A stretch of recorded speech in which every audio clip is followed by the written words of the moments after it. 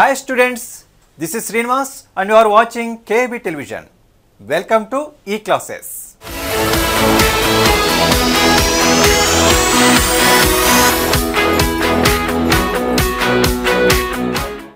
Inter physics సబ్జెక్ట్లో ఏ అంశమైనా మార్కులు సాధించి పెట్టేదే. అయితే వాటిపై పట్టు సాధించడమే అత్యంత కీలకం. ఈ విషయంలోనే ఎంత ప్రతిభ ఉన్నవారైనా ఇబ్బంది పడేది. మరి ఐఐటి, ఏఐట్రిపుల్ లాంటి తీవ్ర పోటీ కలిగిన పరీక్షలకు సిద్ధమయ్యే వారి సంగతి సరే. ఇలాంటి వారికి లోతైన పరిజ్ఞానంతో ఫిజిక్స్ బోధించేవారు అరుదుగా లభిస్తారు. సరిగ్గా అలాంటి వారితోనే కేఏబి ఈ క్లాసెస్ నిర్వహిస్తోంది. ముఖ్యంగా ఐఐటికి ప్రిపేర్ అయ్యే వారి సౌలభ్యం కోసమే అదే స్థాయిలో ఫిజిక్స్ క్లాస్ నిర్వహిస్తోంది కేఏబి టెలివిజన్.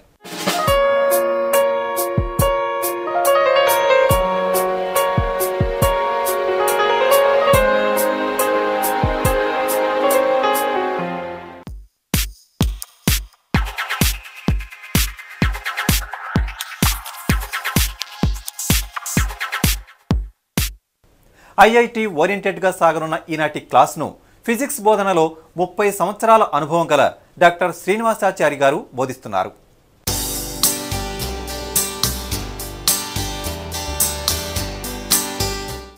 డియర్ స్టూడెంట్స్, నిన్నటి ఎపిసోడ్లో ఆప్టిక్స్ చాప్టర్కి సంబంధించి జామెట్రికల్ ఆప్టిక్స్ గురించి తెలుసుకున్నాం కదా. మరి ఈనాటి ఎపిసోడ్లో మెకానిక్స్ చాప్టర్కి సంబంధించి ఫ్రిక్షన్ టాపిక్ గురించి తెలుసుకుందాం. Today we are now considering the mechanics part in which regarding friction topic we are going to consider. Frictional forces are unavoidable in our daily life. Most of the cases the moving part or rotating parts because of friction come to stop, and because of friction most of the energy, that is in the case of cars, around 20% of petrol in the car is used simply to overcome the frictional forces arising in the moving parts. Therefore, effort is done all the time to reduce the effect of frictional forces in designing the cars, in designing the machinery parts in all cases. But at the same time, we cannot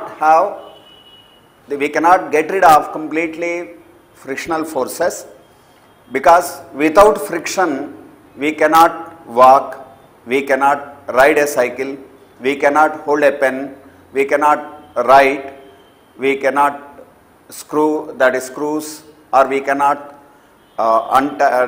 knots we can't tie, because immediately without friction they will untie. Therefore we can't imagine our life if there is no friction. Therefore friction is useful. At the same time, friction is wasting our most of energy we want. On one hand, we are trying to reduce the friction. Other side, we want to make use the friction in our daily life.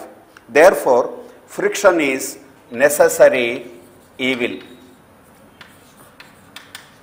Friction is necessary evil. It's in a evil, but it is necessary.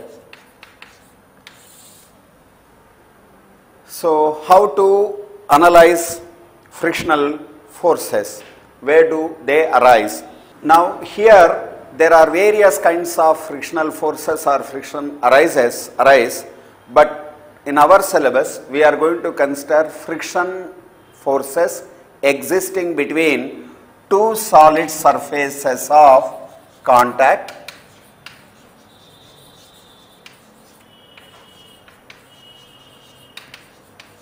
Okay, that is what we are going to consider in our syllabus. Only between two solid surface in contact, frictional force existing between two solid surface of contact, whether they are relatively at rest or relatively in motion with slow speeds. That is either relatively at rest or relatively or in relative motion at low slow speeds. So in these two cases, in this case only we are considering the frictional force now. Frictional force can exist between a solid surface and a liquid surface, between two liquid surfaces, or between two gas or liquid or gas or solid. Like that, various kinds of frictional forces can exist. But now we are going to consider the frictional force between any two solid surface in contact, either moving or either they are relatively at rest or in relative motion at slow speeds. For that purpose only we are going to consider only these two cases. This case only we are going to consider. Next one is how to analyze the frictional forces. First, let us consider a block. A block of weight is placed on a table surface. This is the table surface. Now what happens?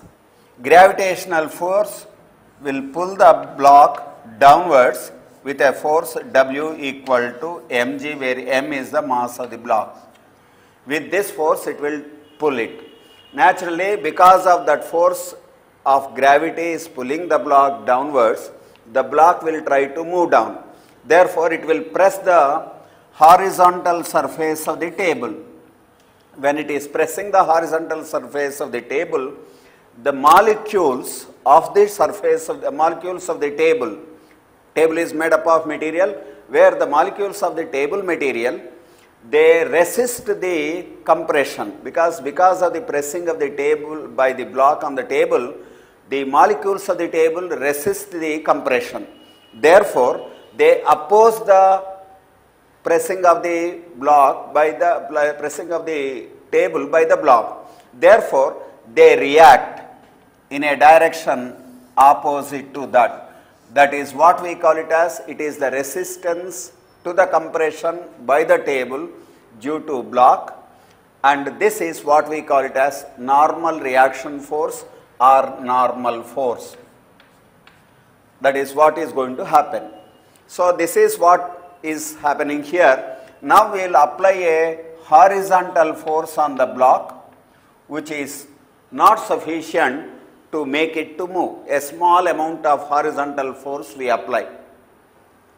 Even we apply this force, the block does not move, indicating that there is a force acting on the block opposing the applied force here.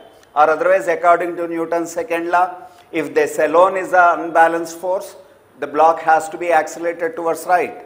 But the block is not being accelerated because of this force. When a small amount of horizontal force, when we apply on the block, such that the block still does not move, then what we conclude, the block is not moving even though there is an applied force here, because there is an equal and opposite force acting on the block here. What can act? Only the table surface can act. Now we say that there is a force exerted by the table surface on the block in the direction opposite to the applied force and equal to the applied force.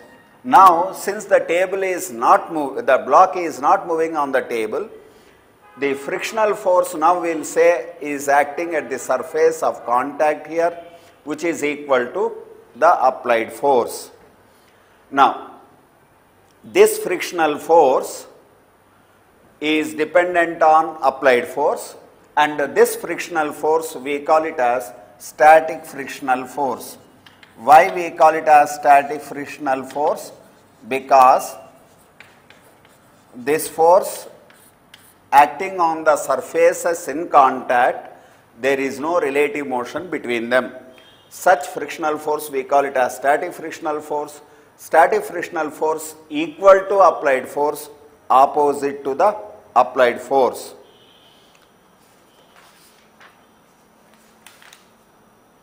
Now, when we try to pull it, how is that frictional force is able to prevent it moving? The tendency of the applied force is to drag the block towards right. This is the tendency. But when there is tendency, frictional force will prevent it from moving it. Therefore, frictional force acting on the block is upwards.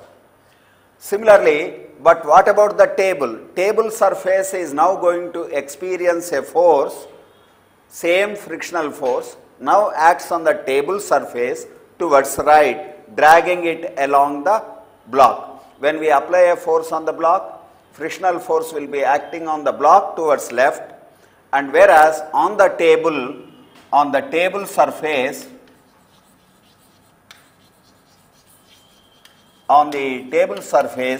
frictional force is towards right.